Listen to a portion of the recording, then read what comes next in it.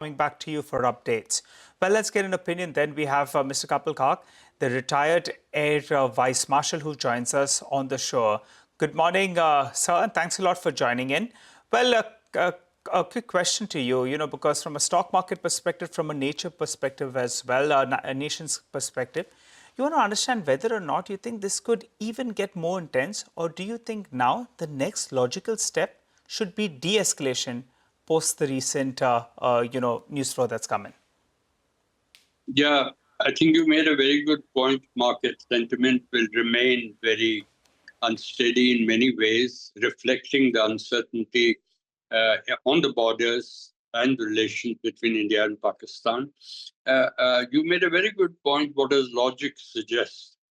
I have a counter suggestion that the first casualty in any conflict is truth and logic. If logic was the decisive factor, then Pakistan should not have escalated to the level it has. This has been a very severe escalation from them, virtually touching the lower end or the lower line of a limited conventional India-Pakistan war. But fortunately, since in the climb of the escalation ladder, the decision-making lies with the more powerful opponent, that is India in this case, India has been very circumspect. So in that sense, we are at a position that the escalation matrix management and what to do next lies with Pakistan. Because I don't have to repeat, but quickly, first escalation was by Pakistan. There's been no bilateral relations are in the cold storage in the deepest of freezers last 6 years. Even the cross-border export of terrorism by Pakistan has been somewhat on an even keel compared to the previous years, if you do a comparative evaluation. But the major escalation was Baisaran, Pahalgam, and that savagery of a terrorist attack which affected the soul of India. So the reaction from our military forces was on expected lines. The terror infrastructure will be targeted. Right. Air Vice Marshal, Mr. Kak, on the one side of the spectrum is truth and logic, which you said are casualties of the situation that we're in. But on the other side is experience.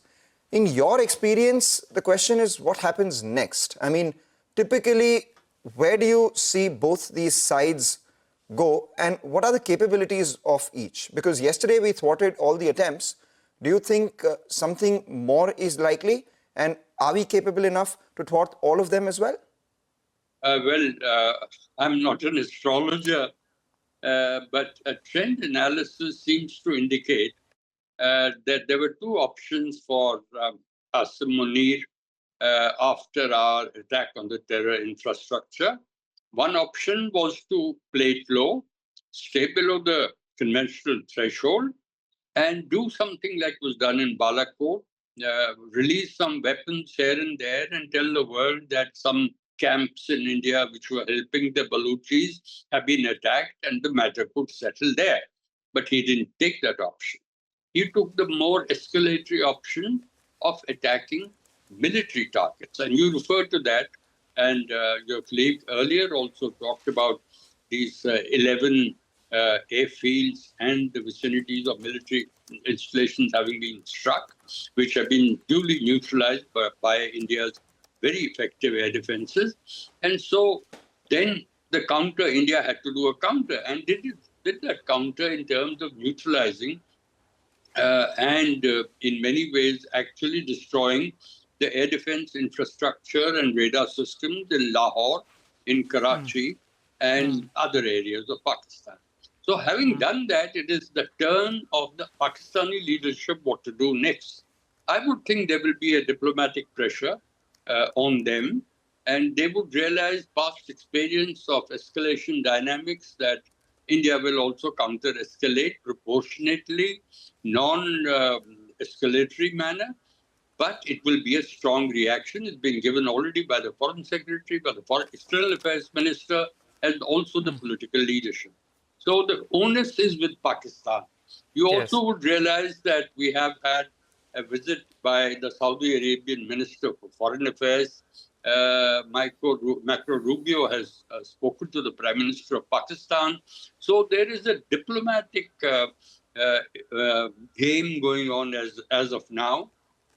Maybe hours, maybe a day, but it is very disappointing. And I need to point out to one of the most responsible TV channels I've appeared on, your channel, that we are actually witnessing within our country what could be termed media clownery. Media has now turned into clowns of the nation. One, Asif Munir has been arrested. Two, Islamabad has been destroyed. Three, there is nothing left for the Pakistan army. I think at moments like this, very critical moments in terms of security of India, there has to be a certain level of responsibility at the political leadership, military leadership, media, including social media. But Yes. I would particularly refer to the television media, which is watched almost 24/7 by every Indian citizen, as also citizens of the world. Yes, that's right, sir. We take on board your comments, but just want to inform you, we as a network here have been putting out only verified information. And I'm being very, very careful because we know, with great, great responsibility as well that we take in putting out news for the entire nation. So we take that point on board, but we can assure you we're being extremely... I did start my remark by complimenting your channel. Indeed, indeed. Thank you, sir. Thank you, sir. Appreciate it. Superbly. Appreciate that, sir. Just a final question before we let you go. Going by the skirmishes, as you're saying, a logical conclusion would be, the Pakistan, they would claim that they managed to hit us at various places. We know who the ultimate winner is because they're no match for us, with regard to the kind of power that we have. Just a quick question. Do you believe that this could escalate even further? Or could it move into a prolonged battle? Or do you think now in the next, couple of days or so, we'll see things settle out? With your experience, I wanted to ask you. You have to look at it strategically.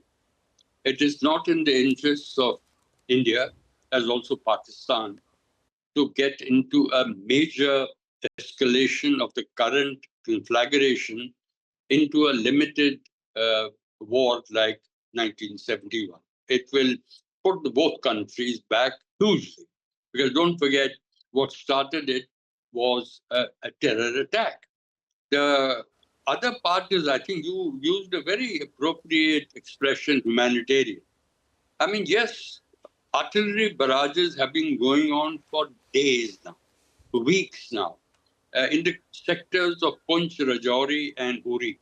And I'd like to share with the viewers that Punch, with a population of nearly 475,000 in an area of about 115 square kilometers, nearly 2/3 of the town has people have evacuated. Right. Gone to safer places. Now, that is one part. The second part is, and this is the military dimension, Pakistan has realized that in the matter of air defenses, they don't stand a chance. I'm glad you made that point about our strength. They don't stand a chance because their attacks on 15 military installations last evening, what did they result in? Nothing, because they were all neutralized by India's most effective air defense system. That is the lesson in this conflagration till now, that Indian air defenses have proven beyond doubt that whatever planning and inductions have been done, they have served their purpose, and any designs by Pakistan in cross-border military actions have been thwarted very effectively. Right. I'd like to make one final point as to what will influence the decision of Asim Munir at this time. And I think apart from the fact that they have escalated enough, there is space available to escalate further. Your fear, I have the same fear. But once again, having been illogical, there is a time when logic has to plug in. And I hope this is the appropriate time for the Pakistani leadership to let things cool down, because India has said without any ambiguity that we will do proportionate response. We will not escalate this issue further. But whatever is done by Pakistan in terms of escalating the military situation, we will respond robustly, effectively without escalating. So in that sense, there will be a proportionate response. What the target system will be, we'll come to that later. All right, Marshal Kak, thank you so much for this nuanced point that you've made. And also we take on board your compliments with regards to our reportage as well. And we'd use this platform to once again urge all our viewers to exercise some restraint in sharing any unverified information across social media or believing things which are not from authorized sources. Once again, thank you so much for joining in. And like you said, we hope logic does prevail. With that, we take a short break, come back. What does this mean for your portfolios and what should your market strategy be? Jigar Mistry of Buoyant Capital joins in after a short break.